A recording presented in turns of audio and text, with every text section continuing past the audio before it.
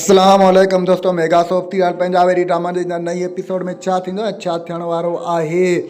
छा वॾेरो चाकर खान जेको आहे सो जाबिर खान खे माफ़ु करे छॾींदो, छा जेको आहे सो सिकू जे भाउ वलू खे चाकर खान मारींदो आहे, छा जेको आहे सो वॾेरे जेको आहे जाबिर खान जे भाउ कासिम खे वॾेरो चाकर खान छॾे ॾींदो। इन सॼी तफ़सीलात ॼाणण खां पहिरियों जेकॾहिं अव्हां असांजे यूट्यूब चैनल ते नवां आहियो त महिरबानी करे असांजे यूट्यूब चैनल खे सब्सक्राइब करे घंटी जे बटन ते प्रेस करे नोटिफिकेशन ते ऑल करे छॾींदा, जीअं हाणे ईंदा नई नोटिफिकेशन सभु खां पहिरियों अव्हां ॿारनि ताईं बावक़्तनि पहुची सघे। दोस्तों सब्सक्राइब ज़रूरु कंदा, छो जो अव्हांजो सब्सक्राइब करण सां को बैलेंस कोन थो करे, बहरहाल असांजी काफ़ी हौसला अफ़ज़ाई वधंदी आहे ऐं पंहिंजो क़ीमती राय कमेंट सेक्शन में ज़रूरु ॿुधाईंदा।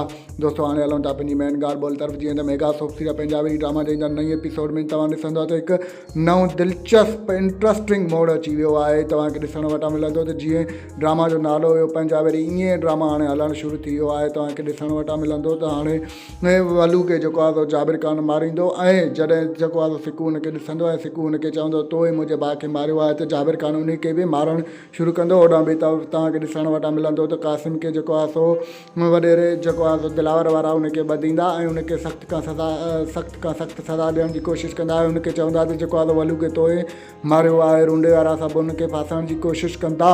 होॾां ॿिए तरफ़ तव्हांखे ॾिसण वटां मिलंदो त जॾहिं चाकर खान जेको आहे जाबिर खान खे ॾिसंदो त जेको आहे चाकर खान पंहिंजा होश विञाए छॾींदो ऐं हुननि सभिनी खे हुते ॿधंदो ऐं सभिनी खे गॾिजी सलाह ॾींदो। चवंदो तव्हां सभु जेको आहे बेज़मीर आहियो, तव्हां वटि ताक़त न आहे, पोइ बि ईअं जेको आहे कंहिंजो ईअं फ़ैसिलो तव्हां जल्दी में कीअं था करे छॾियो ऐं कंहिंजो खून कीअं था कयो, जॾहिं त मूंखे सभु कुझु ख़बर आहे त मुंहिंजे बाबा साईं खे कंहिं मारियो आहे, मुंहिंजे भाउ खे कंहिं मारियो आहे, पोइ बि मां सब्रु कयां पियो, तहमुल कयां पियो, इन खां वधीक सब्रु कीअं चइजे, मां हाणे तव्हांखे कंहिंखे बि कोन छॾींदमि।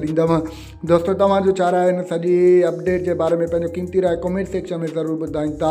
ॾींदा असांखे इजाज़त, रखंदा पंहिंजो ख़्यालु। अल्लाह हाफ़िज़। Thanks for the watching. Javed Ali जलालानी।